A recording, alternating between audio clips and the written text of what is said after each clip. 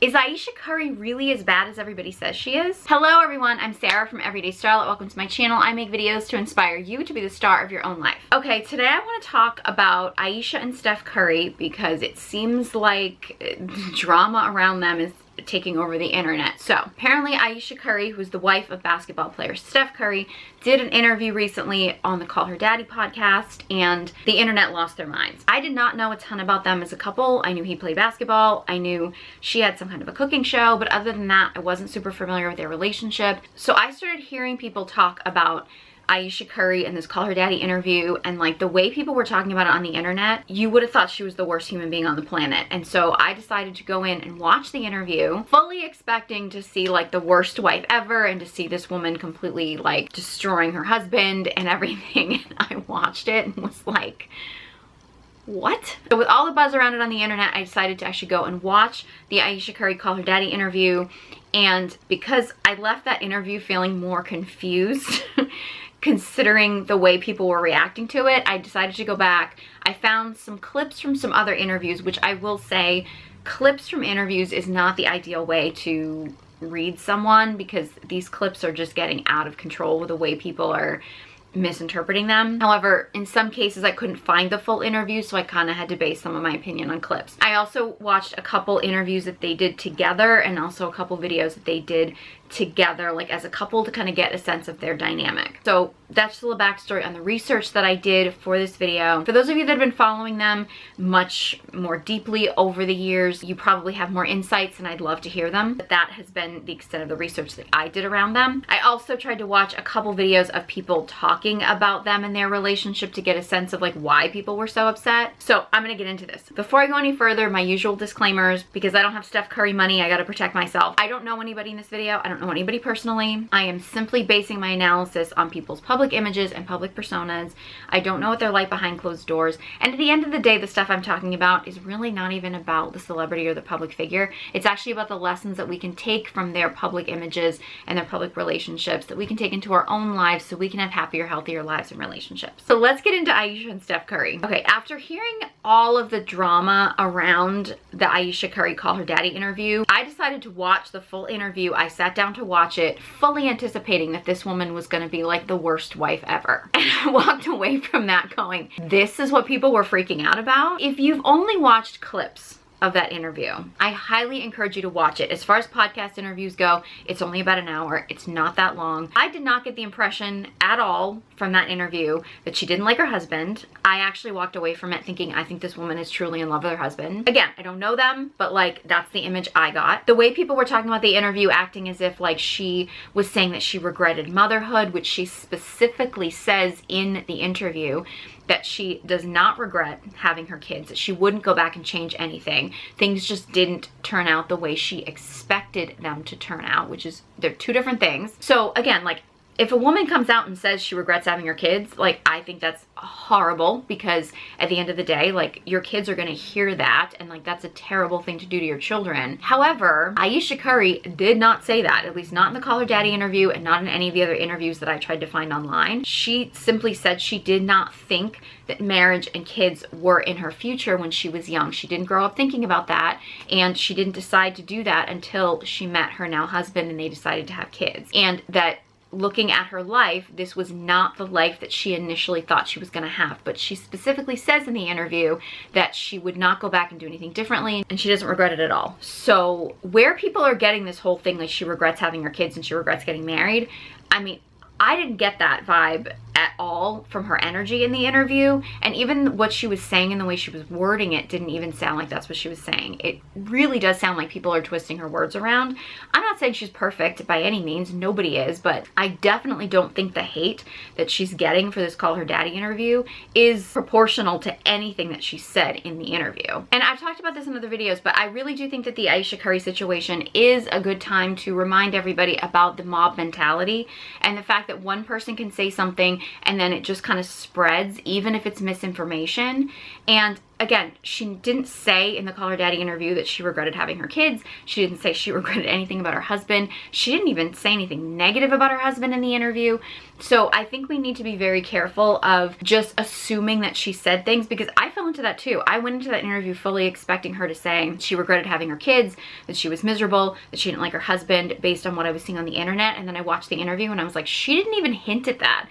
Like, there was not even a hint. She did say that that wasn't necessarily the initial plan for her life, that growing up she didn't dream of, you know, the husband and the kids. That wasn't her initial dream. And then things changed, but she also said she doesn't regret it and she wouldn't do anything differently. So, you know, I think a lot of people are taking this and they're twisting her words around. I will actually say, when Ayesha Curry was talking about, you know, how she met Steph Curry and how they met when they were teenagers, you know, and she thought he was like the cute boy at church and whatever, but she didn't really think of him as being interested in her. They even went out a few times and she still didn't really think he was that interested. It kind of seems like she had some insecurity issues and things like that, which is normal, and I think it's super relatable because, you know, a lot of us do. I like that it looks like he pursued her, because I think that's always a better dynamic. I do think she did mention in the interview that she said, "I love you" first, and he didn't say it back right away. That I was like, that felt a little bit like a red flag. Ladies never say "I love you" first, but he had been pursuing her. So, I mean, if you're pursuing a man and then you say "I love you" first and all this kind of stuff, I would say, I don't care how long you've been married, it's not gonna work. The fact that he was pursuing her, it doesn't seem like she wasn't interested in him at any point. It seems like she always has been interested in him. She just had a lot of insecurities and was kind of a little unsure. And I don't know if she specifically said in the interview that he was kind of like her first boyfriend, but it kind of sounds like she hadn't really dated much before him. They were young, so that's understandable. So it seems like, again, they got together very young, and there's a pressure on women to get married young, do things young. Like she said, you know, she was getting married at 22, and like looking back on it, like nobody in their families thought that this was unusual or pointed out like, hey, maybe you're a little young for this. Like, I mean, I know that that's, in some cultures, getting married that young is normal, and, you know, people kind of push that on people, but, you know, like, you're a kid. And I do think too, the way that Ayesha Curry talks about getting married young and getting pregnant right away and stuff, not that it wasn't what she wanted, but I do think she is now as an adult, which is a valid thing to look back on your life, that I do think that she's pondering the fact that where her life is now wasn't the initial plan, which many of us look back on and think. Also, like, she kind of mentioned that, you know, she got pregnant right away. She kind of thought they would have a little bit more time to kind of go out and have fun. Like, it does kind of feel like she feels like she missed out a little bit on not even just partying, but like being a fun young couple without kids. Not to say that she regrets her kids, but, you know, there is a transition there. There is a time when you are a young couple, in love, newly married, as newlyweds. You know, there is, sometimes it's good to take a little bit of time before you then have kids enter the situation, because that does change the dynamic. Not necessarily in a negative way, but sometimes rushing into marriage and then rushing into kids, you don't necessarily get a chance to fully like enjoy the stage that you're in. And I think that's common, like when you end up then looking back and thinking like, oh, all this stuff happened so quickly, I didn't really get a chance to really like be in the moment. So I don't really think that her looking back on this stuff, you know, now that she's older, I don't think that's all that unusual. Honestly, I thought when Ayesha Curry was talking about like the early stages of her relationship with Steph Curry and like their first date and when they kind of first started seeing each other, and this is, again, this is before the fame, before the NBA, all this kind of stuff, like I really did feel like she had a glow to her. Like she was talking about it like it was real love. Like she kind of lit up when she talked about that phase in her life. I mean, I definitely did not get a woman who is bitter about her husband or bitter about marriage, but it is pretty clear that in that phase she didn't think that this was where her life was going to be. So one of the big controversies that people are talking about is the fact that Ayesha Curry said in the Call Her Daddy interview that she thought that her husband was going to be like a high school basketball coach. She did not really know much about the NBA and didn't really think that the NBA was something that was going to happen. And she thought she was going to be the breadwinner. She was going to be the girl boss, and she was going to be the one, kind of the star of the family, so to speak. And a lot of people are calling that ungrateful, which I find interesting, because if it had been flipped and it was very clear that she knew he was going to be an NBA player. She knew he was going to be a star player. She knew he was going to be a big money guy. If she implied that at all, they would have called her a gold digger. They would have said, oh, she was just with him for the money. She was just with him for the fame and money. You know, she was just a gold digger looking for all she could get. And here she is admitting, like, I was with my husband when I didn't think he was going to be a celebrity, when I didn't think he was going to have a multi-million-dollar contract. I thought he was going to be a high school basketball coach. That's what he wanted to do, and you know, that's what I thought our life was going to be, and I thought I was going to be the breadwinner and the entrepreneur and being the one who was out in the forefront. It does kind of seem like she couldn't win either way. I mean, she's basically saying, I was willing to be there with my husband if he wasn't a star NBA player. If this NBA career had not worked out, I would have been with him because that's the life that I thought we were going to have. Now she's got this life, and you know, it's not initially what she thought it was going to be, and I think she was pointing out some of the downfalls of it, and I'll get into that. But it does kind of feel like, okay, well, if she had made it very clear that she knew he was going to be a star player, that she knew he was going to be in the NBA, she knew he was going to have these big money contracts, she would have been labeled a gold digger. So it is kind of like she couldn't win in that situation. Another thing I thought was a really interesting takeaway from the Call Her Daddy interview with Ayesha Curry is that I heard so many people going into it buzzing online saying like that, oh, she resents her husband or she doesn't like her husband or anything like that. I didn't get that at all. I actually got that she loved her husband. That was the vibe I got from this. But I definitely got that she resents critics or the people online, or the people online that are attacking her, or even sometimes the fans who feel like they can invade her space or that they can have a comment about her or things like that. Like, it's actually the celebrity and the fans that she's really having a lot of resentment for, not her husband, which I think is ironic because those are the same people that are coming online and attacking her, which kind of proves her point. Like, you know, I mean, it seemed like she even said in the interview, you know, when these things happen and they start to get to her, you know, her husband tries to be very gracious about it. Like, she was giving him a lot of credit. It really does seem like it's, again, it's the fans or the critics online that are the things that she really is having a hard time with, which is valid. Anybody would. But the fact that everybody is attacking her and making it sound like, oh, well, she said she hated her husband, when it's like, no, she didn't. But the fact that you're putting words in her mouth and you're running with these lies and these rumors and attacking her and criticizing her, it's like you're kind of proving her point as to like why she has a reason to be frustrated by the whole situation. Irony right there. And honestly, I was hearing people say online that like, oh, Ayesha Curry is like blaming Steph Curry for not being able to have a career and like saying she gave up her career for him and things like that. And I was like, okay, so we've got another Tom and Giselle situation going on here, which I stand by the fact that Giselle did not put her career on hold for Tom Brady. Like, she had a career. She always had a higher net worth than him. Like, her career shifted and changed because it was going to anyway with modeling and whatever, blah, blah, blah. But then when I watched the Ayesha Curry Call Her Daddy interview, I was like, she's making it seem like she's acknowledging that Steph Curry was encouraging of her to have a career, to, you know, get her blog going, to do her, like, her cooking shows and do her food stuff. Like, she made it sound like he was being very supportive of the whole thing. Like, she wasn't blaming him at all for not necessarily having her career trajectory go the way that she thought it would. You know, that her struggles with balancing career and motherhood and family and stuff were just struggles that most women go through if they're trying to balance career and motherhood. I think it just goes to show that what we see online is not always the truth. Like, there's a lot of people out there that are putting words in people's mouths that they're not saying. Because I went into it thinking like, well, Ayesha Curry could have had a career. Like, it's not like, and in fact, she would have more opportunities because she's in the spotlight. And she even acknowledges that. Like, it's just a matter of the fact that when you do have kids and you are trying to balance a career and you have a very high profile husband, it's a difficult thing to navigate, and I think that's a valid conversation to have, because it would be difficult for any woman to have it. And if it's difficult for a woman who is in a very good financial situation, then it would be difficult for any of the rest of us too. Now, struggling with identity is a really common thing for many women to go through.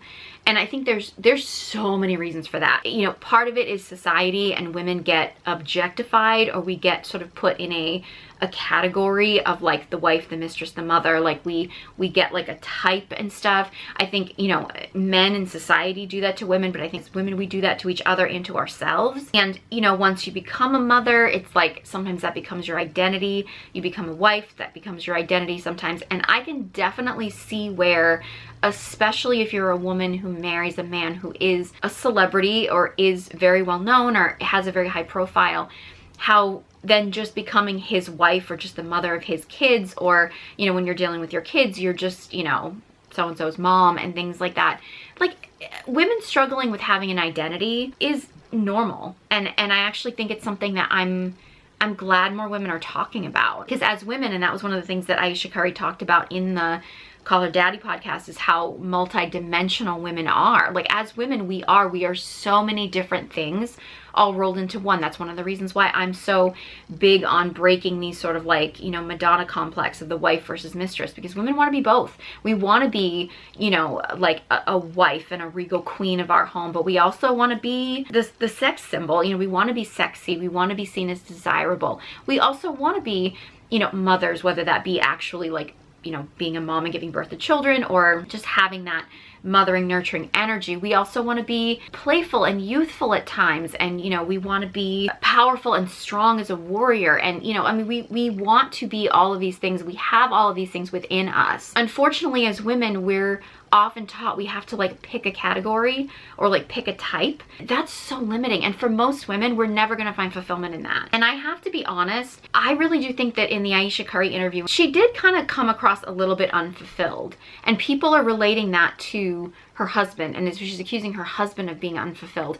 And I didn't get that read from her at all. I think it's just society and the way that society is limiting women into like, you pick a lane and that's the lane you're in, and that's the type you are, and you're in that category, and that's that. Most women are going to feel completely unfulfilled that way. And it's something that society is not totally comfortable with, and we are fighting society when it comes to this stuff too, because society likes to categorize us.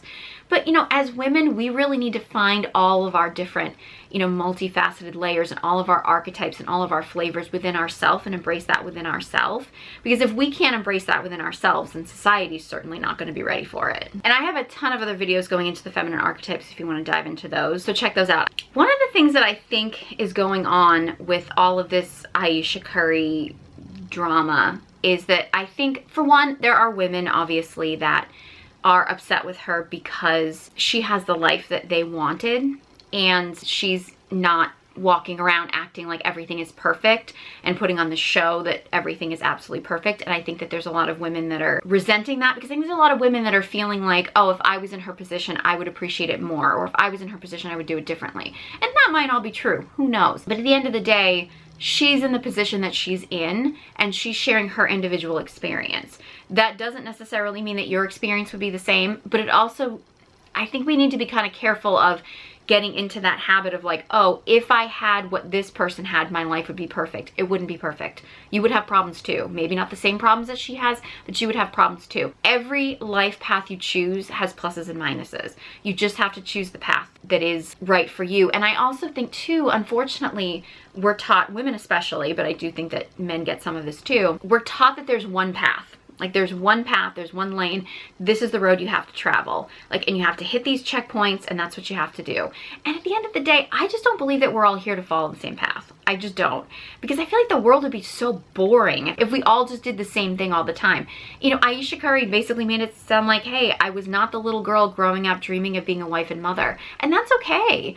But she did end up as a wife and mother, and she is making the best of the life that she's in. And she admits that these are the choices she made along the way. She's just reflecting back on that, you know, this wasn't the dream that she had when she was a little girl. Things went differently. And you know what? There's probably little girls who grew up dreaming of being a wife and mother, and their life didn't go that way either. And maybe they have regrets along the way. I mean, we all have regrets along the way. I mean, that's part of life. But, you know, maybe you ended up in a better place than what you thought you were gonna be in, or maybe not. Or, you know, it's like, we're not all meant to lead the same path and check off the same boxes along the way. We all have our own individual path, and the world is more interesting that way. My God, if we were all the same and did everything the same, like, the world would be so boring.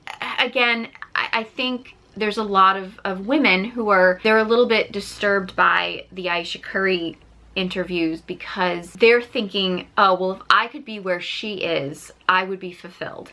Like, I would have everything and I wouldn't have any problems and my life would be perfect. And look, I mean, I wouldn't turn down having a multi-millionaire husband, to be honest with you. You know, especially someone who, I mean, she seems to be very in love with. So in a lot of ways, Ayesha Curry probably has it a lot better than a lot of people. But that doesn't mean that she doesn't have ups and downs in her life. I mean, she's human and we're all human. And I think we need to be very careful of assuming that anybody on this planet has gotten to a point in life where everything is perfect and they never have any problems and they never have any ups and downs, because that's a dangerous thing to get into, because there is no final answer to that. Like, there is no, you know, okay, this is the answer to my complete happiness, because there's always new things that come up in every path you choose or every area of your life. Like, that just happens. I mean, that's part of life. It's part of the human experience. Now, I think a lot of men are upset about the Ayesha Curry situation, because there are a lot of men, and I saw this with the whole Tom and Giselle divorce and stuff, is that there's a lot of men that believe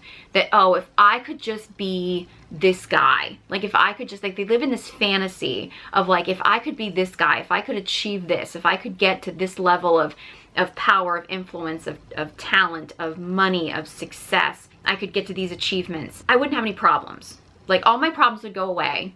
Like, it would solve everything. And I would have a woman who basically just had no problems, never complained, never had any issues, was basically just existed as an object to serve me, and to not ever have a complaint, have a mood swing, have anything. They think that being at that level as a man makes you exempt from everything else in the world. It doesn't work like that. And yeah, look, as a man, if you get to a certain level of power and fame and success, you can buy someone to be in your life. Like, you could just pay to have, you know, someone exist in your life. You know, we typically call them gold diggers. I mean, I don't love that term, but like, we typically, you know, it's a woman who is just there because you're giving her money, and so she will show up and she'll look the other way at anything you do, and she'll pander to you. Unless she's looking for fame, she'll keep herself quiet, but you know, she might want the fame too. You know, I mean, you can buy that, but at the end of the day, you're not going to have a real relationship. Like, there's not going to be any depth to your relationship. You're not going to have a connection with this person. It's going to be a very shallow, superficial relationship.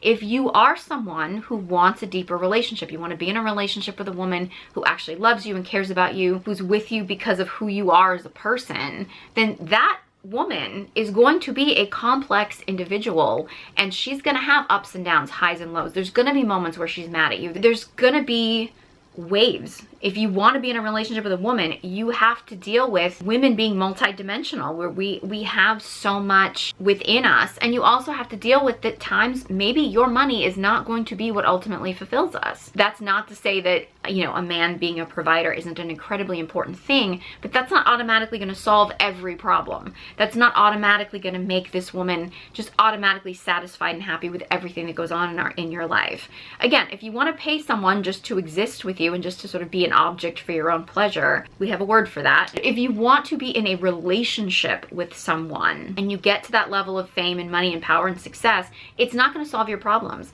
You might have different problems and you might have a lot fewer problems, but I think there's a lot of guys that have this fantasy of like, oh, if I could be Steph Curry, or if I could be Tom Brady, or I could be, you know, whoever, like, oh, well, I just have a woman that just existed solely for me.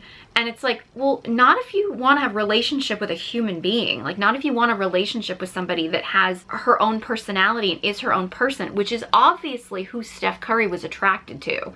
Like, he obviously was attracted to Ayesha Curry. You know, he pursued her. They knew each other for years, you know, as teenagers and stuff. Like, obviously who she is and who she was and who she is now is who he's attracted to. If a lot of people are saying like, well, you know, Ayesha's acting like she was forced into this situation, and well, I don't think she acted like she was forced, but it did look like a lot of this wasn't what she fully expected. But you could also argue that Steph Curry knew who she was when he married her, when he pursued her and he married her, and that he knew who she was as a person. So like, none of this stuff is coming as a shock to him. Like, oh, she didn't ultimately grow up and dream of marriage and kids. Well, he probably knew that going into it, but this is just where their life went. You know, she makes it sound like she talks to him about, you know, the critics and the things like that, because it's something that, you know, she's going through. And that's what a relationship is. And I think, unfortunately, there's a lot of guys that think that, okay, well, if I give a woman money or a home or a life, well, she's not gonna have any problems and she can't come to me and talk to me about anything because she can't ever have a problem because then she sounds ungrateful. And it's like, well, that's not how humans work. That's not how relationships work. You know, that's not how you have a human connection with another person. You know, because then a lot of these guys will turn around and be like, well, she just wanted me for my money. It's like, well, like, what else did you bring her? You see a lot of guys that, I mean, guys that have a little bit of money or power or something like that, that'll be like, oh, women just want me for my money. They just want me for my money. Well, first of all, if you're a guy who doesn't have money or power or anything and you're just like, I'm so worried women just want me for my money, they don't. So you don't have to worry about that. Don't worry about problems you don't have. But the guys that do have some level of money and success and power and things like that, that talk about women just wanting them for their money, you know, I'm not saying that there aren't women out there that aren't targeting these men for their money or fame or things like that. Like, that exists, of course. Men are doing that to women nowadays too, so it's not like it's just a woman thing. But I think as men, you kind of also have to ask yourself, like, okay, what else am I bringing? Like, if you are a man who thinks that, well, I have money, so I will buy her things and I'll provide for her. Any little thing that she comes to me with is I'm gonna call her ungrateful. I'm gonna say she's, you know, she doesn't appreciate this and whatever. If you think that you can like buy her loyalty, that you can buy her affection, you can't really argue that she's with you for anything else because you're not giving her anything else. You know what I mean? And I'm not saying that's what's going on with Steph and Ayesha Curry, because I watched some of the interviews and things and like videos that they've done together, and I thought they seemed like genuine friends. Like, I think that they seemed like they had a good connection. So I'm not saying that's what's going on with them. But again, if he wanted to be with a woman who he could just throw money at and she would just shut up and leave him alone and never complain about something, he could do that. He has that option. Like, it's not like he doesn't have options. He's choosing to be with her. And I don't know, I get the impression, I think that they do truly love each other. And you're not gonna get that if you just expect it to be a shallow, you know, money exchange kind of relationship. It was also interesting. I'm just getting into astrology and birth charts and things like that. So, but I did think it was cute because I saw a couple interviews that Steph and Ayesha Curry did together. One of them was just like a compatibility thing, or like how well they knew each other thing on YouTube that they just did together. I have to give them credit. Like, they do seem like they know each other. Like, this is a couple, like sometimes you see celebrity couples that do that and you're just like, oh my God, have you two even met? Steph and Ayesha Curry do seem like two people that truly know each other. And, you know, so, you know, I don't think there's anything fake about them in their relationship. Either that or they're just really good at faking it. I did think it was interesting though. I mean, they could reel off each other's birthdays right away, which, as you know from like another video that I did that was popular of a couple that I do think was fake that couldn't remember each other's birthdays, but that's a whole other topic. But it was interesting that they both reeled off each other's astrological signs, and they just went with the sun sign. I'm actually much more into the birth charts now, so I don't necessarily just fully go by the sun signs. But I did think it was kind of cute that they said that Steph Curry was a Pisces and Ayesha Curry was an Aries, and I was just sort of like, oh my God, him being water and her being fire made so much sense to me. Like, because he seemed like in the interviews that he was a lot more in flow and she was a lot more fiery. That just made perfect sense to me. And I'd be interested to look at both of their birth charts. I didn't have time to do that before this video, and I'm still new to reading birth charts, so it's not something I would necessarily be able to analyze deeply, but I do think I don't know, I was just sort of like, oh yeah, he definitely gives off Pisces and she definitely gives off Aries. So I just thought that was interesting. Okay, so one of the biggest things that I've been seeing people talk about is Ayesha Curry being desperate for male attention. And I thought she addressed that in the Call Her Daddy interview. Apparently she did not, because I watched the whole interview and I was like, where did she talk about that? Apparently she talked about that in a Red Table Talk interview with Jada. So I went back, I couldn't find the whole interview, so I just watched that clip. The way that people are misinterpreting this, I think, is actually a little scary, to be honest. So Ayesha Curry has said that, you know, her husband gets a lot of female attention, not surprising as an NBA player, and that she feels a certain type of way because she's not getting male attention that way. That's, I'm paraphrasing here, but making her feel insecure. And oh my God, the way that the internet, particularly men, are losing their minds over this, I'm just gonna break it to you. That is a completely normal human way to feel. For a woman to be in a situation where women are literally throwing themselves at your husband, that's gonna bring up a ton of insecurity in you. I don't care care if you were the most secure woman on the planet. If you actually care about your husband, the only way a woman is going to be able to just get through that and not care, like even if she is the most confident in herself woman on the planet, the only way a woman is going to be able to not care about that is if she does not care about her husband. If she cares at all about her husband, that's going to bring up feelings for her. And I've gone into this in other videos, but I'm just going to try to touch on this here. It's a primal thing, okay, for women, because it's not that far back in history where a woman needed a man for survival. And if a man left her, particularly if he left her with a family, that woman would not be able to survive because men were the protectors and providers.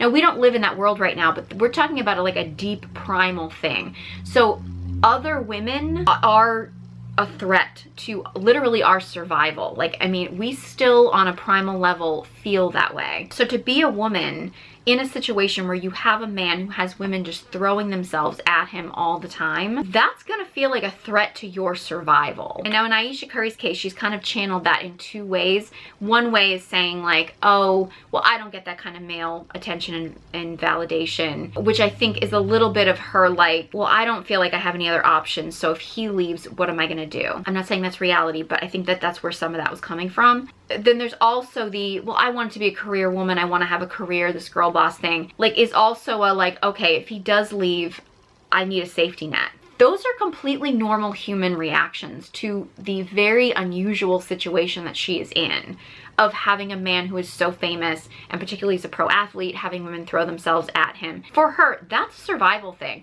That's a, oh my God, if this man does decide to leave me for another woman, because we know she always was insecure even when they first got together. And like he was the cute boy at church, like she was always insecure about that. Now this is heightened to a million. Her response is a survival response. And, you know, I realize that people can interpret that in different ways, but I didn't interpret what she said as like she's out looking to cheat at all. That was not how I interpreted that. I really do think that she was looking at survival. She was looking at, okay, men always love to say men are only as faithful as their options. If she knows he's got a lot of options, she's got to be thinking like, what do I do if he decides to take these options? And wondering if another man would want her is normal and human. And also, you know, being concerned with how do I survive? You know, I mean, what are my career options? Like those are normal responses for the situation that she's in. Now look, if Ayesha Curry had come out and said, just came out randomly and was just like, oh, men don't pay attention to me like they used to, or I don't get men paying attention to me. Why aren't men paying attention to me?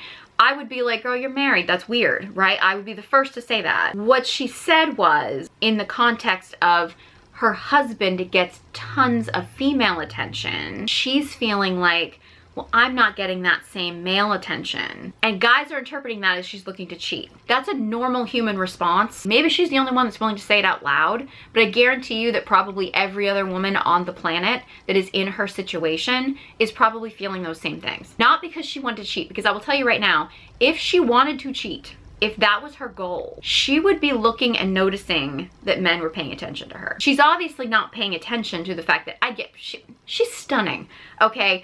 It's not like she doesn't have options. There's women that have a lot less going for them than her that have men chasing them. So it absolutely, she could find another guy. The fact that she's feeling like, oh, guys aren't paying attention to me is a sign that she's not looking, because I guarantee you there are guys who absolutely would go for her. And again, if it was random and unsolicited, that would be different. But again, she's saying this in response to the women that are throwing themselves at her husband. Okay, and that's bringing up insecurity in her. It would in anyone, especially in a woman who actually truly cared about her husband. If she didn't care about her husband, it wouldn't bother her that much. Now, what I will say is, it seems like part of what's going on here is she just wants the validation. And look, as women, sometimes we just want the attention for the validation. It's not about needing to sleep with a guy. It's not about needing to hook up with a guy. It's more about the validation. And I want women to understand that that validation is shallow validation. It's not truly going to give you the validation that you want. And even if Ayesha Curry did start getting a lot more like blatant male attention, it's still not going to validate her enough for her to not feel a certain type of way about women throwing themselves at her husband. It's a false sense of validation. It's a false sense of security. So it's not a good path to be looking down, but it is an understandable one, and I think she's human for admitting it. I remember reading something, this was years ago, I want to say it was in like a Cosmo article or something like that. I don't even remember where I read this, but it made a lot of sense. For men to need validation from women, they have to go all the way. Like they have to seal the deal. Like they have to actually like bed the woman. Like that's how they get the validation. Because at any moment in time, like if a guy is talking to a woman or whatever, like at any moment she could just kind of be like, no, not interested, and walk away. Because men tend to be the gas pedals because women tend to be the brakes. I'm trying to simplify this, right? So for men, like they have to seal the deal to get the validation. What men need to understand about women is we don't need to seal the deal to get the validation at all. In fact, most of us don't even want to seal the deal. A woman just going out to a bar and having a guy buy her a drink or having a guy hit on her, that's our validation. Or even like a heart eyes emoji or something on social media, or like guys liking your photo on social media. That's our validation. We don't need more validation than that, because when a guy does that, we know we can get him in bed. We know there's no barrier there. Like there's no barrier anymore because we're the barrier. So what I think a lot of guys just don't understand, and why they take the Ayesha Curry thing as like, oh, she's just looking to cheat. She doesn't need to cheat to get validation. All she needed was the attention. Now I'm saying it's a shallow validation. I'm not saying that that's like a healthy way to look at it for her, but what I'm saying is all she would need was some male attention, and that would give her the validation. She doesn't need to sleep with another guy to get the validation, because once you get the male attention, you know you could get him in bed. There's no challenge to getting him in bed. For men, the validation needs to come from knowing you could get the woman in bed. So a man has to follow through in order to get the validation. As women, we don't need that. Like a heart emoji sign on a sexy photo on the internet is validation enough. Again, it's a shallow validation, and I'm not encouraging women to go for that kind of validation, but I do think we need to realize that men and women are different when we're approaching these things. For women, we don't have to get a guy in bed to get the validation. We get that just from the attention, because we know that can lead to getting him in bed. Getting him in bed is not a challenge. For men, if a woman is giving them attention or things like that, like he doesn't always know he can seal the deal until he actually goes through with it. So for men to get the validation, they have to go all the way. Now again, this is shallow validation, and I'm not saying that anybody should be aiming for that kind of shallow validation, but I just think it's fair to look at, like, it's a different thing when we're talking about men and women and getting validation from the opposite gender. And you know, the Ayesha Curry situation, especially around the idea of, you know, how she wasn't really prepared for a lot of aspects of the NBA, like women throwing themselves at her husband and stuff. But it kind of reminds me of the fact that, like, when I was, you know, a teenager and, you know, in my 20s and stuff, I put the idea of marrying like a pro athlete on such a pedestal. Like, oh, that's the ultimate goal, right? And I mean, I never knew any pro athletes. I mean, it wasn't like a world that I was in, so it wasn't necessarily something that was like, you know, likely to happen for me. But I always put that up on such a pedestal as being like the ideal. That's what I thought in my youth, at least. And I remember when the show Basketball Wives came up, and I started watching that show when it kind of first came out in the first few seasons and stuff, and I realized it's a reality show, like they're trying to stir up drama and things like that, so it's probably not like an exact like representation of what every basketball wife or every pro athlete's wife goes through. But I remember watching it, and I remember thinking like, ooh, I don't think that life is for me. I mean, not to say that there weren't perks. I mean, it looked like there were a lot of aspects to it, you know, the fame, the money, the opportunity to be on a reality show, like there's probably a lot of perks that went along with it. But I was like, oh, I know for me, I couldn't deal with particularly the infidelity, the groupies, and the, you know, the fact that, you know, you're interacting with the girlfriend that's fooling around with the guy who's married and like that kind of thing, like all that infidelity stuff. I couldn't do it. It's like, to me, all those perks are not worth not having a faithful husband. And I'm not saying that Steph Curry isn't faithful or not. I don't know. I mean, I'm under the impression that most of these pro athletes are not faithful, so I don't really know what's going on. I hope that Steph and Ayesha Curry are in a faithful, committed marriage, and I hope that they last forever, because I think they seem like genuinely good people. But I can understand, and I can empathize with an Ayesha Curry of how difficult that must be. And I do think that some of the, you know, her talking about, well, I don't get male attention, and also her like, I want a career and I want a girl boss thing. Well, I do think that it's valid to say she's looking for an identity, you know, her to be her own person and navigating that like most women are. I do think some of it's a survival thing. Some of it is okay, what if he does decide to wake up tomorrow and run off with this groupie who worships him? Like, then what do I do? Like, where do I go with my life? You know what I mean? Like, I've got 4 kids and I have to figure things out, and will I ever find love again? And could I have a career? Could I have a name for myself? Like, what could I do? I mean, I do think some of this is a survival tactic, you know, because she's in a situation that, you know, as much as she has perks and she has perks being in the situation she's in. It's not perfect and there's downfalls to it. I really do wish the best for them, because even watching like their interactions together or watching her talk about him, like I really do feel like her face lit up. Like, I don't know, I left doing this research like rooting for them. And you know what, if you've been following along with them, you know, longer throughout their career or things like that, I would love to hear your perspective. Maybe she has done interviews that just didn't come up in my search where she has been awful. Some of the ones that I feel like people were pointing to saying that she was awful, I don't think she was as bad as